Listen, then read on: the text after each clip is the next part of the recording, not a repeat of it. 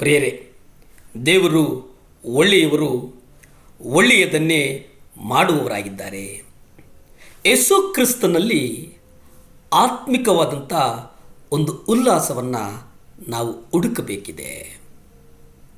ಯೆಶಾಯ 50ನೇ ಅಧ್ಯಾಯ 4 ನಾವು ಗಮನಿಸೋದಾದರೆ, ಅವರು ನನ್ನ ತಂದೆಯು ಬೆಳಬೆಳಗು ನನ್ನನ್ನು ಎಚ್ಚರಗೊಳಿಸಿ ನಾನು ಅವರ ಚಿತ್ತವನ್ನು ಅರಿತುಕೊಳ್ಳುವಂತೆ ನನ್ನ ತಿಳುವಳಿಕೆಯನ್ನು ತೆರೆಯುತ್ತಾನೆ. ಪ್ರಿಯರೇ, ಇದು ಯೇಸು ಕ್ರಿಸ್ತನ ಪ್ರತಿದಿನದ ಅನುಭವವಾಗಿತ್ತು. ಅವರು ಮುಂಜಾನೆ ಪ್ರಾರಂಭ ದಿನವಿಡೀ ತಂದೆಯ ಸ್ವರವನ್ನು ಆಲಿಸ್ತಾ ಇದ್ದರು.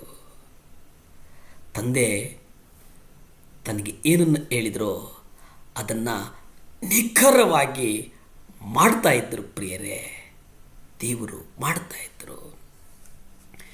ಇವತ್ತು ನಾವು ನಮ್ಮ ಜೀವಿತವನ್ನು ಅವಲೋಕನ ಮಾಡಿಕೊಂಡರೆ, ಇವತ್ತು ನಾವು ನಮ್ಮ ಜೀವನವನ್ನು ಪುನಃ ನಾವು ಮೆಲುಕು ಹಾಕುವುದಾದರೆ, ಇವತ್ತು ನಾವು ದೇವರ ರಾಜ್ಯಕ್ಕಾಗಿ, ಕಿಂಗ್ಡಮ್ಗಾಗಿ ಕೆಲಸ ಮಾಡ್ತಾ ಇದ್ದೇವಾ ಅಂತ ಅನಿಸ್ತದೆ. ಪ್ರಿಯರೇ, ನೀವು ನೋಡಿ, ಲೂಕ 5ನೇ ಅಧ್ಯಾಯ 16 ನೀವು ನೋಡುವುದಾದರೆ, ಆತನಾದರೋ ತನ್ನನ್ನು ಪ್ರತ್ಯೇಕಿಸಿಕೊಂಡು ಅರಣ್ಯಕ್ಕೆ ಹೋಗಿ ಪ್ರಾರ್ಥಿಸಿದನು.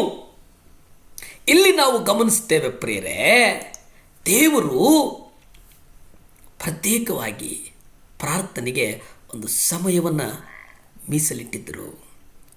ಪ್ರಾರ್ಥನೆಗೆ ಒಂದು ಪ್ರತ್ಯೇಕವಾಗಿ ಅವರು ಏಕಾಂತಕ್ಕೆ ಹೋಗಿ ಪ್ರಾರ್ಥಿಸ್ತಾ ಇದ್ರು ಅನ್ನುವಂಥದ್ದನ್ನು ನಾವು ಇಲ್ಲಿ ಗ್ರಹಿಸಬೇಕಾಗಿದೆ ಪ್ರಿಯರೇ.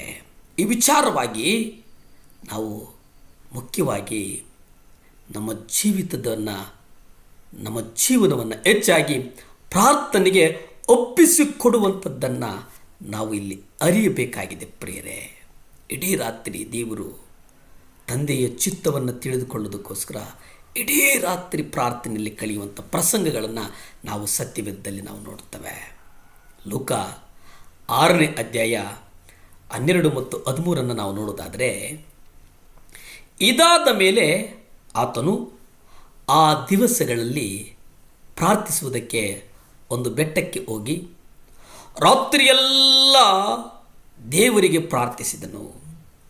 ಬೆಳಗಾದ ಮೇಲೆ ಆತನು ತನ್ನ ಶಿಷ್ಯರನ್ನು ತನ್ನ ಹತ್ತಿರಕ್ಕೆ ಕರೆದು ಅವರಲ್ಲಿ 12 ಮಂದಿಯನ್ನು ಆರಿಸಿಕೊಂಡಿದ್ದಲ್ಲದೆ ಅವರಿಗೆ ಅಪೊಸ್ತಲರೆಂದು ಹೆಸರಿಟ್ಟನು. ಪ್ರಿಯರೇ, ಶಿಷ್ಯರನ್ನು ಆಯ್ಕೆ ಮಾಡುವಾಗಲೂ ಸಹ ಅವರು ಇಡೀ ರಾತ್ರಿ ಪ್ರಾರ್ಥನೆಯಲ್ಲಿ ಕಳೀತಾರೆ, ದೇವರ ಸ್ವರವನ್ನು ಆಲಿಸ್ತಾರೆ, ದೇವರ ಮಾರ್ಗದರ್ಶನವನ್ನು ಪಡಿತಾರೆ.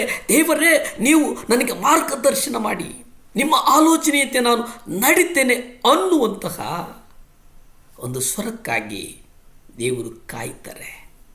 ಇವತ್ತು ನಾನು ನೀವು ಸ್ವರಕ್ಕಾಗಿ ಕಾಯ್ತಾ ಇದ್ದೇವಾ, ಅಥವಾ ನಮ್ಮ ಆಲೋಚನೆಗಳಲ್ಲಿ ನಾವು ಕಳೆದು ಹೋಗಿದ್ದೇವಾ ಅನ್ನುವಂಥದ್ದನ್ನು ನಾವು ಗ್ರಹಿಸಬೇಕಾಗಿದೆ ಪ್ರಿಯರೇ.